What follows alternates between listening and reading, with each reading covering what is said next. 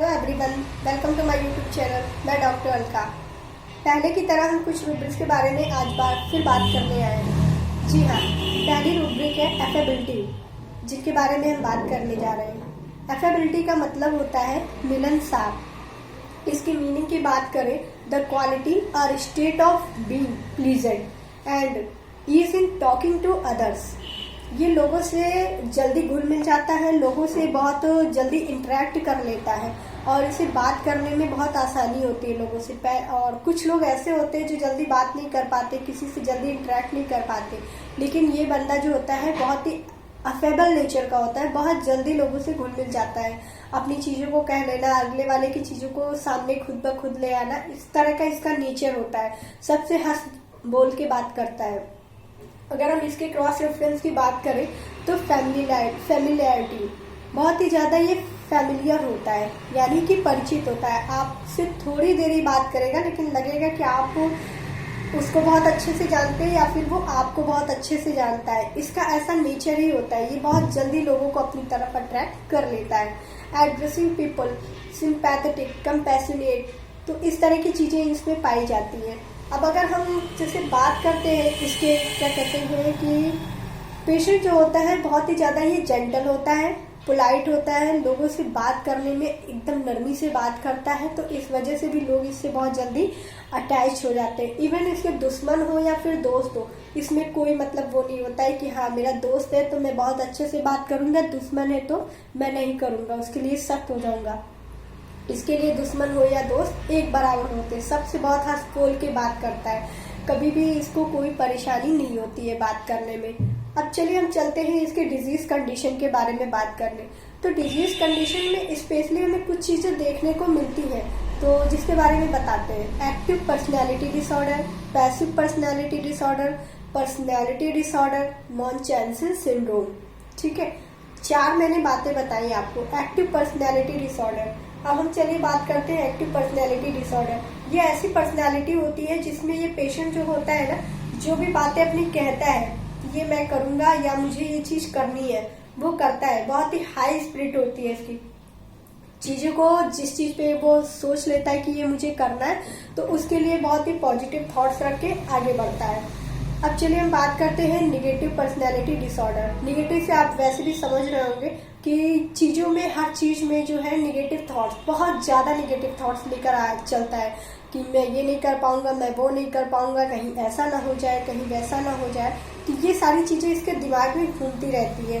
Personality disorder, जाहिर सी बात है, अगर चीज़ें आपके अनुसार अगर नहीं हो रही हैं तो आपका ब्रेन जो है आपको कोई ना कोई दिक्कत जरूर देगा। जो जैसी आपकी पर्सनैलिटी है, अगर आप पर्सनैलिटी के अपोजिट कोई भी काम करने जाएंगे, अगर उसमें सामंजस्य नहीं बैठ पाता है तो ये दिक्कत आनी स्वाभाविक है। अब चलिए लास्ट जो हम बात करते हैं डिजीज कंडीशन की, शायद आपने सुना हो मॉन्चेंसन सिंड्रोम। तो मॉन्चेंसन सिंड्रोम जो होता है ये ग्रुप ऑफ सिम्टम्स है एक तरह से, इसलिए इसे सिंड्रोम कहा गया है। तो इसमें अब हम बात करते हैं पेशेंट होता है कैसे, क्या वाकई ये सिंड्रोम से मतलब पीड़ित होता है? होता तो है। कुछ चीज़ें अगर हमें देखने को मिलती हैं तो हम इसे कह सकते हैं कि इस इंसान को या इस पेशेंट को ये प्रॉब्लम है, इससे वो सफ़र कर रहा है, लेकिन ये तुरंत आसानी से पता नहीं लगती है। अब पता क्यों नहीं लगती है कि इसकी चीज़ें ऐसी होती है? पहली बात तो ये डॉक्टर्स के पास जाएगा तो ऐसी ऐसी से बीमारी, ऐसे ऐसे सिम्टम्स बताएगा कि डॉक्टर खुद ब खुद सोच में पड़ जाएगा। वो ढेर सारे टेस्ट करा लेगा कि ये भी करा लो, ये भी करा लो, ये भी करा लो। सारी टेस्ट रिपोर्ट्स आ जाएंगी जो कि सारी नॉर्मल होंगी या फिर कुछ ना कुछ इंटरप्रिटेशन चेंज हो सकते हैं, लेकिन जो भी पेशेंट बता रहा है उसके अकॉर्डिंग अगर वो टेस्ट कराते हैं या कुछ भी, तो उससे मिलता जुलता तो कुछ नहीं है। तो वहाँ पे डॉक्टर समझ जाता है कि इसको ये बीमारी तो नहीं है, ये प्रॉब्लम तो नहीं है। फिर वो और टेस्ट कराता है, बार बार टेस्ट कराता जाता है, लेकिन कोई भी बीमारी या सिम्टम नहीं मिलता है। ये सिम्टम्स या प्रॉब्लम ही अपनी इस तरह से बताता है।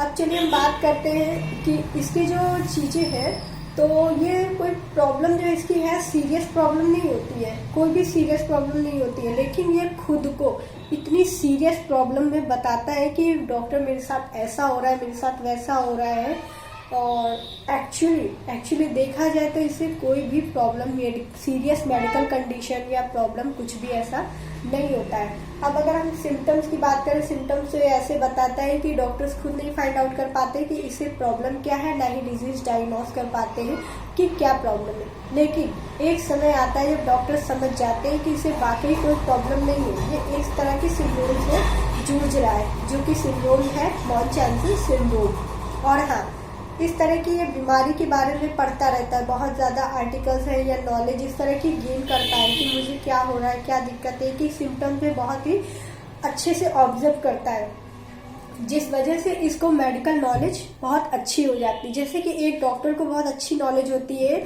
बीमारियों को लेके, उनके सिम्टम्स को लेके, उनके रिगार्डिंग टेस्ट, लैब रिपोर्ट्स, ये सारी चीज़ों की, इसी तरह इस पेशेंट को भी होती है। वो खुद ब खुद भी आपको बोल सकता है कि मुझे ये सिम्टम लग रहा है तो डॉक्टर, तो मैंने ये जाके टेस्ट कराया तो मेरी रिपोर्ट तो नॉर्मल आई, फिर भी मुझे दिक्कत है, मुझे ये लगा तो मैंने कराया। वो डॉक्टर खुद सोचता है कि भाई अगर आपने करा ही लिया है तो आप मेरे पास क्यों आए हैं।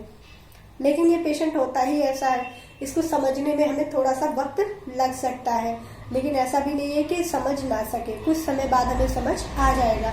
जैसे कि वो सिम्टम्स अपने बताएगा, जैसे कि सिम्टम नरेट करेगा, वो मैच नहीं करेंगे आपने जो भी टेस्ट रिपोर्ट्स रिजल्ट कराए हैं। तो यहाँ पे हम इस चीज़ को क्लियरली समझ सकते हैं। चलिए हम बात करते हैं दूसरी रूब्रिक के बारे में। जी हाँ, दूसरी रूब्रिक है अफेक्टेशन।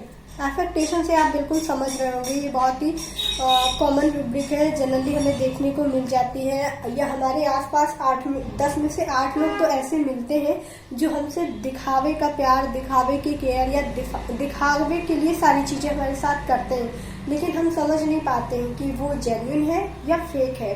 लेकिन अगर आप इस रूब्रिक के बारे में जानते हैं या जानेंगे तो आप बेहतर समझ सकते हैं। चलिए हम बात करते हैं अफेक्टेशन। जैसा कि बताया मैंने, दिखावा, ये झूठ मूठ की केयर करता है। मीनिंग की अगर बात करते हैं, the act of taking on और displaying an attitude, a mode of behaviour not natural और नॉट जेन्युइन। ठीक है, इसका कोई भी बिहेवियर हो या फिर जो भी एक्ट वो करता है आपके लिए या खुद किसी और के लिए, वो जेन्युइन नहीं होता है, वो इसके यहाँ से नहीं निकलता है, सब कुछ यहाँ से होता है। वो ये सोचता है कि मैं ऐसा ऐसा करूँगा तो अगला मेरे झांसे में या मेरे फेरे में आ जाएगा, तो मैं इससे वो मनचाहा अपना काम करा सकता हूँ, या जो मुझे उससे चाहिए वो मुझे मिल सकता है। तो यहाँ पे बहुत सारे लोग जो होते हैं धोखा खा जाते हैं, नहीं समझ पाते हैं कि वो बंदा रियल है या फिर फेक फीलिंग्स के साथ मुझसे बात कर रहा है या जो भी है। तो चलिए हम बात करते हैं आगे। क्रॉस रेफरेंस की बात करें तो ब्लाइंडनेस प्रिटेंडेड, जैसे कि कोई भी चीज है तो ये ऐसा दिखाएगा ना कि मैं ब्लाइंडली आप पे ट्रस्ट करता हूँ, जैसे कि आप ही आप हो मेरे लिए सब कुछ, आपके अलावा कुछ भी नहीं है। डीफनेस प्रिटेंडेड, फेनिंग एक सिचुएशन होती है जिसमें कि पेशेंट अपने आप को बहुत ही ज्यादा बीमार दिखाता है कि मुझे बहुत सीरियस प्रॉब्लम है, मैं बहुत ज़्यादा ही बीमार हूँ। वो ऐसा करता क्यों है? ताकि उसे कोई काम ना करना पड़े, अपनी ड्यूटी से वो बचना चाहता है, जिम्मेदारी कोई लेना नहीं चाहता है। मैलिग्निटी जो होते हैं ये भी एक बिहेवियर होता है, जैसे कि बीमारी का ये नाटक करके काम से बचता है। दोनों ही रूब्रिक्स जो है, सब रूब्रिक फेनिंग और मैलिग्निटी, ये दोनों ही मिलती जुलती रूब्रिक्स है। ठीक है, अब चलिए हम आगे बात करते हैं।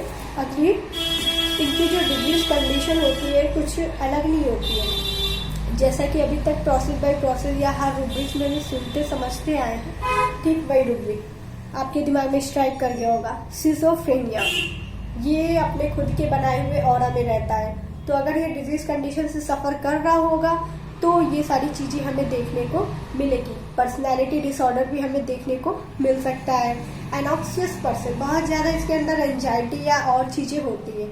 ठीक है, चलिए अब हम बात करते हैं अगली रूब्रिक। नेक्स्ट रूब्रिक जो है अफेक्टेड इजली, आगे इजली। ठीक है, तो ये जो है पर्सन होता है या जो भी, अगर आपके पास ही पेशेंट आता है तो ये बहुत जल्दी अफेक्टेड होता है किसी न किसी बात से, या कोई भी बात इसे बहुत जल्दी लग जाती है, बहुत जल्दी ये अफेक्टेड हो जाता है, लोगों की बात से बहुत जल्दी परेशान हो जाता है, खुद से नहीं सोचता है कि ठीक है अगले ने ये बात कही तो कोई बात नहीं, जाने देते, मिट्टी डालते, लेकिन नहीं, ये इतना ज़्यादा अफेक्टेड हो जाएगा उन सब चीज़ों को लेके सोच के कि आप सोच नहीं सकते हैं। अगर इनके अदर हम वर्ड्स के पे जाते हैं तो इम्प्रेशनेबल, बहुत जल्दी ये इम्प्रेस हो जाता है।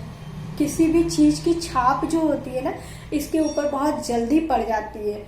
अब जैसे कि हम बात करते हैं कि क्रॉस रेफरेंस की अगर हम बात करते हैं तो जिसमें कि हमें देखने को मिलता है हॉरिबल थिंग्स, ऐसी डरावनी चीजें, सैड स्टोरीज अफेक्ट हर प्रोफाउंडली। जैसे कि इसने कोई भूतिया मूवी देख ली या कोई ऐसी चीजें देख ली जो ये जनरली नहीं देखता है। अब उसमें जो भी स्टोरी बताई या किसी की इसने सैड स्टोरी सुन ली या फिर कोई और चीजें सुन ली या कहीं का ट्रॉमा देख लिया, वो इससे यहाँ पे इतना ज्यादा हावी हो जाएगा, इतना ज्यादा हावी हो जाएगा कि इसको बुरे बुरे ख्याल आएंगे, सारी बुरी बुरी चीजें आएंगी। तो वो अपने आप को इतना अफेक्टेड कर लेता है कि उन सब चीजों से निकल नहीं पाता है। वो ये समझ नहीं पाता है कि वो सब चीजें थी, वो आई गई, मुझे उससे अफेक्टेड नहीं होना चाहिए, पर फिर भी हो जाता है। ये कहीं ना कहीं बहुत ज्यादा ही सेंसिटिव होता है। दूसरों की दुख तकलीफ या कोई भी ट्रॉमा हो या कोई और चीज हो, ये समझ नहीं पाता है कि मुझे इसका असर नहीं आने देना है। ठीक है, मैंने सुन लिया, मैंने समझ लिया, अगर मैं कुछ कर सकूं इसके लिए बेहतर तो मैं करूं, लेकिन नहीं, ये खुद को सोच सोच के इतना ज्यादा बीमार कर लेता है। मान लीजिए किसी फ्रेंड के फादर की या मदर की डेथ हो गई, ठीक है, ये इसका फ्रेंड था, ठीक है, समझ में आता है कि आपके फ्रेंड के मदर फादर यानी लगभग आपके माता पिता अगर बहुत अच्छी बॉन्डिंग है, लेकिन इतना अपने आप को परेशान कर लेगा, इतना ज्यादा अफेक्टेड हो जाएगा जैसे कि खुद के पेरेंट्स खत्म हुए हो, उस तरह से बिहेव करेगा। तो ये चीजों से बहुत जल्दी अफेक्टेड होता है। अब हम डिजीज कंडीशन की अगर हम बात करते हैं तो इनकी जो डिजीज कंडीशन है, जैसे कि आपको पता है अगर मेंटल प्रॉब्लम है तो साइकियाट्रिक डिसऑर्डर कहीं दूर नहीं गया है, वो आप में आना ही आना है। आप कुछ न कुछ ऐसी ऐसी चीजें या एक्टिविटीज करोगे जिससे आपको लोग कहेंगे कि पागल हो गए हो या फिर मेंटली कोई ना कोई प्रॉब्लम हो गई है तुमको। स्पेशली मूड डिसऑर्डर, ये जनरली हमें लोगों में आमतौर पर दिख जाता है, लेकिन एक मूड डिसऑर्डर जो इस तरह की पर्सनालिटी में दिखेगा वो बहुत ही ज्यादा प्रोमिनेंट होगा। वो हम देखकर ही समझ सकते हैं कि ये वाकई प्रॉब्लम से जूझ रहा है, इसे बाहर निकालना चाहिए। ठीक है, तो 3 रूब्रिक के बारे में आज हमने बात की। उम्मीद है आपको बहुत अच्छे से समझ में आ गई होगी। बहुत हल्का सा डिफरेंस है सब में, लेकिन हाँ माइन्यूट है पर अच्छे डिफरेंसेस, आप उसको अच्छे से समझ सकते हैं। आपको केस टेकिंग के दौरान अगर ऐसे पेशेंट मिलते हैं तो आप इजीली फाइंड आउट कर सकते हैं कि ये पेशेंट किस प्रॉब्लम से सफ़र कर रहा है। ठीक है, मिलते हैं अगली वीडियो में। Thank you.